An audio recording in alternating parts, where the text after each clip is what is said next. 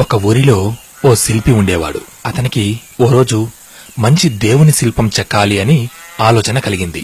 ఇక విగ్రహానికి కావలసిన మంచి ఆకారం కలిగిన రాయిని వెదుగుతూ దగ్గర్లోనే ఉన్న ఒక అడవిలోకి వెళ్ళాడు. అలా నడుస్తూ ఉన్నాడు. మధ్యాహ్నం అయిపోయింది. బగబగా మండుతున్న సూర్యుడి వేడిని అతను తట్టుకోలేని పరిస్థితి. అయినా సరే తన ఆలోచనను మార్చుకోలేదు. శిల కోసం వెదుగుతూనే ఉన్నాడు.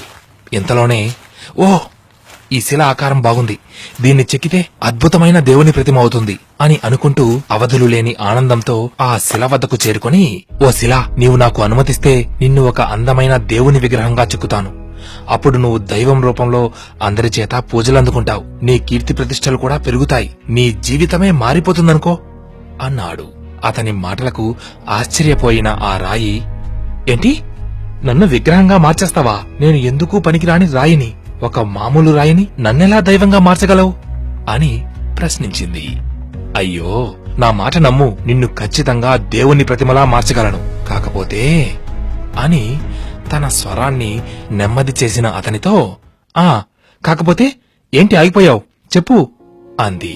నిన్ను దేవుని ప్రతిమలా మార్చే ప్రయత్నంలో నేను కొట్టే ఉలిదెబ్బలకు నువ్వు తట్టుకోవాలి. అప్పుడు మాత్రమే ఇది సాధ్యమవుతుంది అన్నాడు. దాంతో, ఏంటి, నీ పదునైన ఉలిదెబ్బలను నేను తట్టుకోవాలా? ఓహో, అయ్యా, నాకు ఈ పూజలు పునస్కారాలు అవసరం లేదు, తమరు వెళ్ళవచ్చు అని ఆ శిల మొఖం తిప్పుకుంది. ఆ శిల్పి మరో మాట చెప్పి ఒప్పించే ప్రయత్నం చేసినా ఆ శిల మాత్రం, అయ్యా, నీకో నమస్కారం, నన్నిలా వదిలిపెట్టు, నీ మాటలు నేనిక వినదలుచుకోలేదు అని నిర్మోహమాటంగా చెప్పేసింది.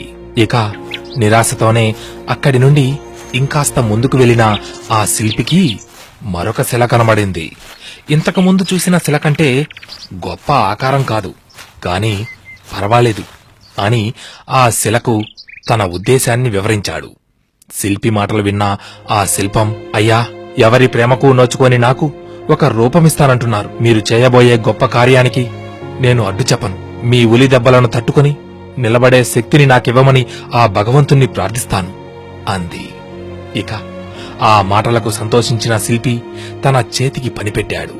ఉలి దెబ్బలను తట్టుకుని నిలబడిన ఆ శిల అంతకాలం దేనికి పనికి రాకుండా ప్రకృతిలో ఉన్న ఆ శిల వంపులు తిరిగిన అందమైన దేవుని శిల్పంగా మారిపోయింది.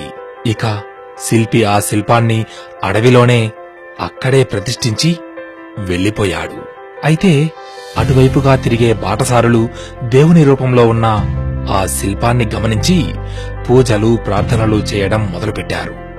కొన్నాళ్లకే అక్కడ విపరీతమైన రద్దీ ఏర్పడింది. గుడి కూడా నిర్మించేశారు. మరి గుడికి వచ్చిన భక్తులు కొబ్బరికాయలు కొట్టడానికి ఒక రాయి కావలసి వస్తే అక్కడికి కొద్ది దూరంలోనే ఉన్న ఆ రాయిని, అదే ఉలిదెబ్బలకు నే తట్టుకోలేనని జారుకున్న ఆ రాయిని తెచ్చి దాని నెత్తిన నిత్యం కొబ్బరికాయలను కొట్టడం చేశారు. ఉలిదెబ్బలు అనే కష్టాన్ని భరించిన రాయి రోజూ పూజలు అందుకుంటూ ఉంటే అదే దెబ్బలకు కుదరదు అన్న ఆ రాయికి ప్రతిరోజు కొబ్బరికాయల దెబ్బలు తప్పలేదు. ఇలాగే ఈరోజు కష్టమైనా సరే ఓర్పుతో వ్యవహరించి ముందడుగు వేసేవారికి సంతోషం సొంతమవుతుంది. గుర్తుంచుకో మిత్రమా, ఓర్పు ఎంత కఠినంగా ఉంటుందో దాని ఫలితం అంత అద్భుతంగా ఉంటుంది.